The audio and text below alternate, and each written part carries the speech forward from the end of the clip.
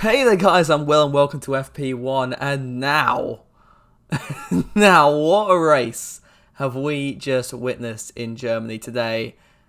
Definitely one of the best races, at least in the Turbo Hybrid era. If you disagree with me, please tell me in the comments below because I cannot think of a better Grand Prix in the last 5, 6, 7 years maybe. What a race. We had rain, we had drama, we had Ferrari giving good strategies, we had Mercedes crashing, we had everyone crashing. It was brilliant, absolutely brilliant. And yeah, so today, obviously not a video I was expecting to make, but I'm going to do it anyway. We're going to be reviewing the German Grand Prix and just going through a few of my thoughts on the key points of the race and just what I thought of the whole thing, really. If you do enjoy this type of video, please just let me know in the comments below and I will happily do more. So yeah, let's, with that, get on to the race rundown. Now, Max Verstappen taking a controlling win today. And I'm not a massive Max fan, but I must admit, that was a fantastic showing from the young Dutchman today. Did a fantastic job, controlled the race brilliantly after the pit stop phases. Strategy was on point. Pit stops were impeccable. 2 seconds, 2.1 seconds. So big shout out to the Red Bull crew. They did brilliantly today and definitely a well-deserved win. I'm not saying that much, especially with Verstappen. I'm not a massive Verstappen fan, as I said. So yeah, well done to him today. Whether he was worthy of driver of the day, I would give that to someone else, but I'll get into that in just a minute. I think you could probably guess who already. But anyway, moving on. Sebastian Vettel, P2 for Ferrari.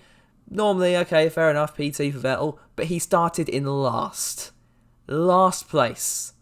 And he came up all the way through the field, kept a cool head when everyone else was spinning out, kept a cool head when his teammate went off, kept a cool head during the pit stops, kept a cool head at the very end of the race, overtaking about 5 cars in like the last 5-6 laps or something. Absolutely impeccable. And again, just one of his best races, I think. And also something I think will quell rumours that he'll be leaving the sport at the end of the year. I think it showed that he's still got that fire. And you could see how much he enjoyed being up on that podium today. He did a fantastic job. And maybe not quite redemption for last year when he spun off in the lead of the race, but still an impeccable showing for him as well today. Now P3. Who would have guessed this? I've never screamed at television so much in my life. Danny Kvyat in the Toro Rosso Honda car, taking the team's second podium in 34 years of that outfit being around in various guises, so Minardi and so forth. But still, Toro Rosso taking a second podium is fantastic. The first one came with Sebastian Vettel when he won in Italy in 2008. Another wet race, actually. But wow, this is where my drive of the day goes. I don't know why he did not get that vote because the Torpedo was an absolute joy to watch today. Fantastic. He just kept his cool. Like I said, if he wants to do well in a race like this, you've got to keep your cool. And several drivers did, and you could see, I'll get onto those in a minute, but several drivers spun out when they had such good chances of winning that race. But hey, Danny Kvyat kept a cool head, didn't make any mistakes. I don't think he made a single mistake. Verstappen obviously had a spin halfway through, but he just kept his head down and did a fantastic job. And also a massive congratulations for him becoming a father just yesterday as well. Fantastic weekend for the Russian today. Lance Stroll, P4, was leading the race at one point, which just about shows how crazy this race can be and how crazy this sport can be. Well, again, not a massive Stroll fan, but hats off to him here. He did a great job keeping Bottas behind in the closing laps before that late safety car. More on that in a minute. And yeah, did a brilliant job for Racing Point that really need points like that at the moment.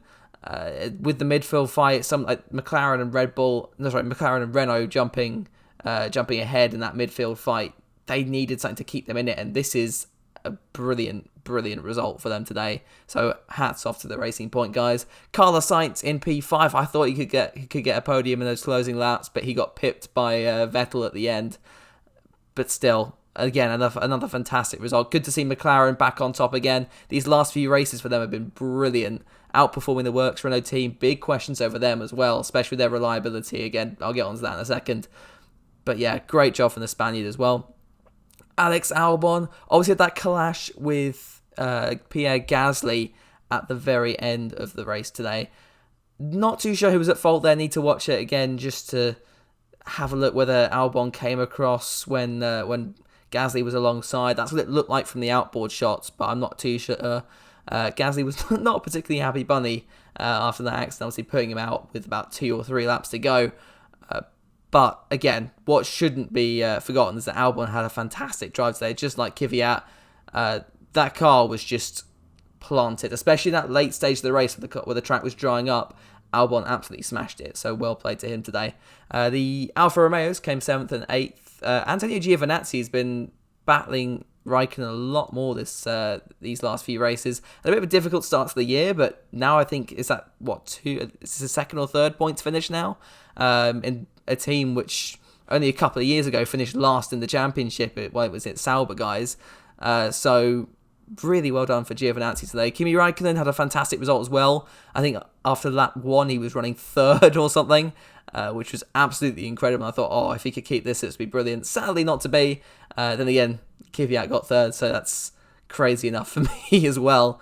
But great job for Raikkonen today. Showed that he still has it and was still quite punchy in his driving style. I think made 1 or 2 mistakes running wide at the penultimate corner, but then again, so was everyone.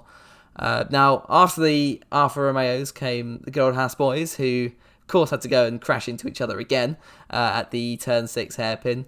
Whose fault that was? Probably more Magnussen. They were both sort of blaming each other again. Something I need to watch back and just have a look at. But, yeah, it's a shame. This is a race where Haas could have got a lot more points.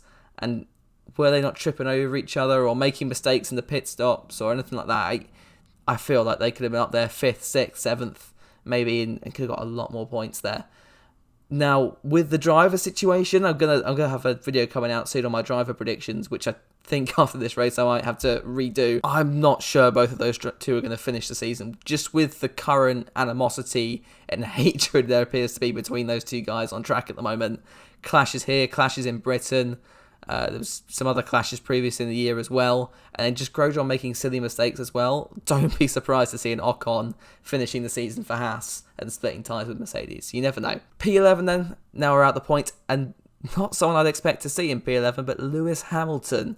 I do feel for the guy. He came into the weekend a little bit ill, then that illness sort of progressed, and then he put Ocon in that car before qualifying, and he looked in control. And the first third of the race, he looked fantastic, and then of course he went off as he went on to dry. I think he got on to dry tyres and then went off, and then had to cut across the bollard to get into the pits before getting a 5-second penalty for that, which was already not going to help him. But then it was just slight error after slight error. Then strategy didn't work, and then it was. He also lost aero in that first clash with the wall. Then I think he spun it as well, coming at the first corner. So difficult race for him today.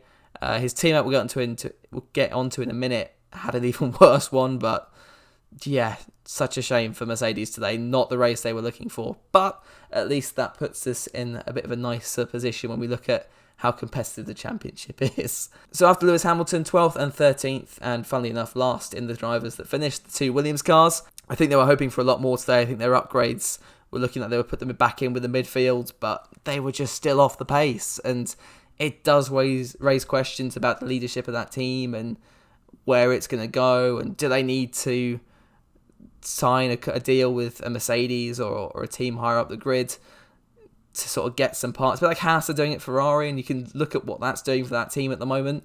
And they occasionally have a car that is competitive for high points finishes. So I think Williams do need to reconsider where the direction of that team is going. Otherwise, I worry they're not going to be in this sport in a few years' time. So Pierre Gasly, the last of the classified finishes, although he didn't finish the whole race, got in that incident with Alex Albon at the end.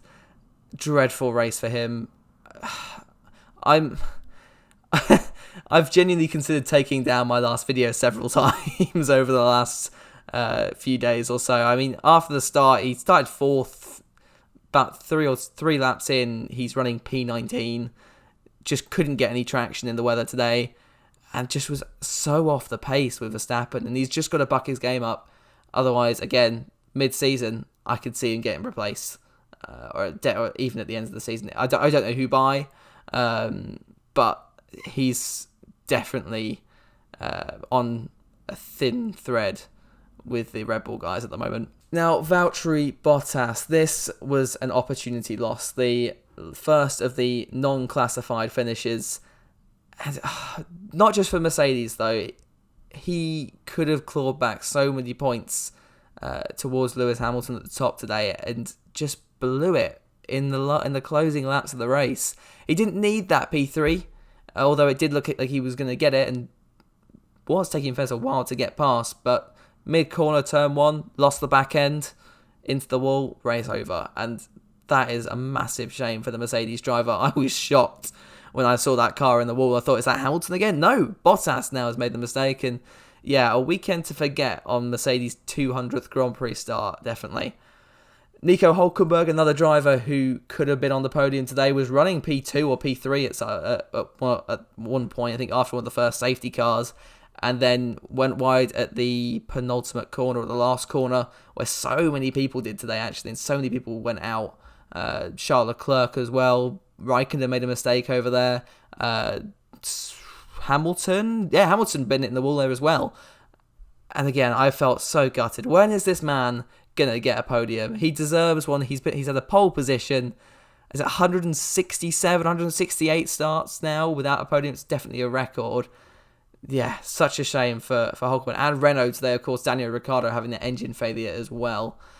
Charles Leclerc also out for Ferrari, same mistake as Hülkenberg. That I think the commentators were saying it was when they start the drag strip in Hockenheim, which is part of the reason why it was so slippery when it got wet. And yeah, the cars just had no traction. The wheels would just lock as soon as you touch the brake, and then just hit the gravel. And if you're not beached in the gravel, you've hit the wall. So yeah, it was exciting, but I did feel horrible for Charles Leclerc, who could have gone for that win as well. That's another opportunity lost. He had the fastest lap of the race before he went into that wall, and he did a lap that was like 2 or 3 seconds quicker than Hamilton, who was leading the race at that point. Again, just another race where Leclerc could have got victory, and it's just been thrown away. So Lando Norris had a power issue. We don't know the exact cause of it yet, but he retired quite early on into the Grand Prix, as did Daniel Ricciardo, which I think they said was an exhaust failure for Renault. Renault are just struggling so much with reliability. Good news for Daniel Ricciardo fans like myself, it was his first engine which he had in Melbourne, so this was probably going to be one of its last races anyways. They were going to try and get the new one in for Hungary, as apparently but they believe that they're going to be competitive there, but we all know what Renault claims are like. So yeah, shame to see him go. Why they let him race with that engine in, if they knew how old it was, they knew there was a high chance of it blowing up. I don't know, but a big shame there. And then finally, Sergio Perez spun out at the start. Again, if you look at where Stroll finished, just imagine how far that car could have been up. If they pulled the same strategy as Stroll, pitted him for the dry tyres before just as the safety car even came out, he could have been up there for P4, P3 as well. You never know. But hey, it's just a race of missed opportunities, I think, and a fantastic race at that. Now, one last point before I finish off, and I just want to take you right back to the start of the Grand Prix. And the fact that the start of the Grand Prix, we started on the grid and not under the safety car as a rolling start, which is a fantastic move from the Formula One organisers and the race director. Obviously, in the last few years, they've been very conservative, and a lot of complaints have come up because the track's been slightly wet. We've got to start behind the safety car now. But they used the new rulebook to perfect effect, and yeah, did a great job and made the fans happy as well. And look at the start we got. It was a brilliant start. Raikkonen made it up to P3. Gasly and Verstappen both dropped back and then had to build themselves up again. It was absolutely fantastic. But I've got to stop now, otherwise I'll be talking about this race for about an hour and probably another hour after that. So yeah, I hope you enjoyed the video today. If you have any differing thoughts or your own opinions on the race, just put them down in the comments below. And of course, don't forget to hit that like, comment and subscribe button as well. And yeah, I will see you guys in the next one. Bye.